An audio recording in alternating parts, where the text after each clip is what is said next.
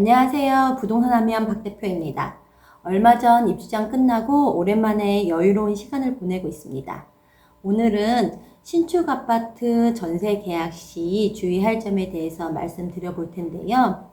신축 아파트는 등기가 되어 있지 않기 때문에 전세를 구하는 임차인의 입장에서는 불안할 수밖에 없어요.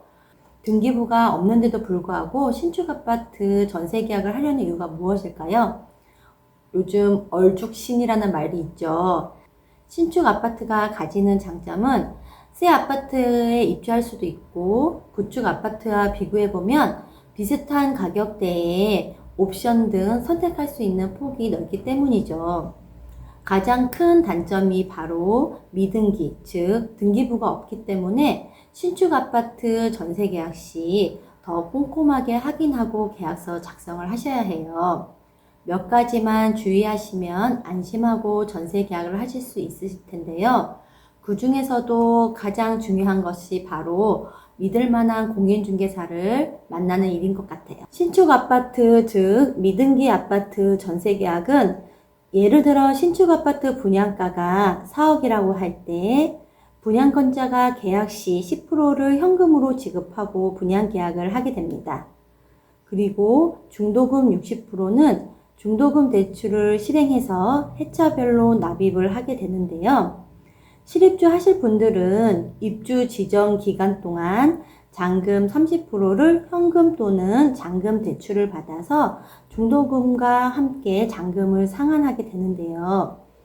부득이하게 신축 아파트로 입주를 못하게 되는 경우 전세 또는 월세 세입자를 구하게 됩니다. 예를 들어 전세 보증금 3억을 받게 되면 중도금 대출 2억 4천과 잔금 중 6천만 원을 전세 보증금으로 상환을 하고 나머지만 본인이 현금으로 납부하기 때문에 분양계약자의 부담이 줄죠. 그럼 미등기 신축 아파트 전세 계약은 주로 언제 될까요? 표에 보시듯 준공 전에도 전세 계약은 하실 수가 있어요. 그런데 준공 전에는 전세 계약을 하게 되면 전세자금 대출이 불가능한 경우가 있어서요. 저 같은 경우에는 준공 후, 즉 사용 승인이 완료된 이후 전세자금 대출 가능한 은행을 확인하고 전세 계약을 진행합니다. 입주장일 때는 물량이 많아 전세금이 낮기 때문에 전세를 구하려는 임차인의 경우에는 본인이 원하는 옵션과 동, 방향 등을 선택할 수 있는 폭이 넓기 때문에 신축 아파트 전세를 계약하려고 하시죠. 마음에 드는 집이 있어서 신축 아파트 전세 계약을 할 때 가장 중요한 것은 분양 계약자를 확인하는 거예요. 분양 계약서와 옵션 계약서 원본을 반드시 확인하시고요. 분양 계약자의 신분증을 확인하셔야 합니다. 공인중개사의 경우에는 건설사에 분양 계약자가 맞는지 전매 진행 중 여부도 확인해야 하고요. 가압류나 가처분 등이 있는지도 확인해야 됩니다. 분양 계약자 신분증도 진위 여부를 확인해서 임차인에게 확인시켜 줘야 합니다. 그리고 임대인에게 계약 시 국세와 지방세 완납증명서를 발급받아 오시라고 하시면 되세요. 신축 아파트 전세 계약 전에 임차인은 미등기 신축 아파트 전세자금 대출 가능 여부를 꼭 확인하셔야 됩니다. 일부 은행에서는 등기부가 없다는 이유로 대출을 거절할 수도 있어요. 그리고 대출 상품에 따라 대출 한도가 본인이 생각하는 만큼 한도가 안 나올 수도 있으니 대출 가능 한도까지도 확인하시고 계약서를 작성하셔야 됩니다. 신축 아파트의 경우에도 대리인이 오는 경우가 있잖아요. 대리인과 계약할 때 서류는 신축 아파트도 동일합니다. 분양계약자 본인이 발급한 인감증명서, 분양계약자 본인이 인감도장 날인한 위임장, 분양계약서와 옵션계약서 원본, 분양계약자 본인의 신분증 사본, 분양계약자 국세 및 지방세 완납증명서, 대리인의 신분증까지 확인을 해야 합니다. 가장 중요한 것은 계약금 등은 반드시 분양계약자 계좌에 입금을 해야 합니다. 모든 서류 확인을 다 마치고 계약서 작성 시 특약사항이 중요한데요.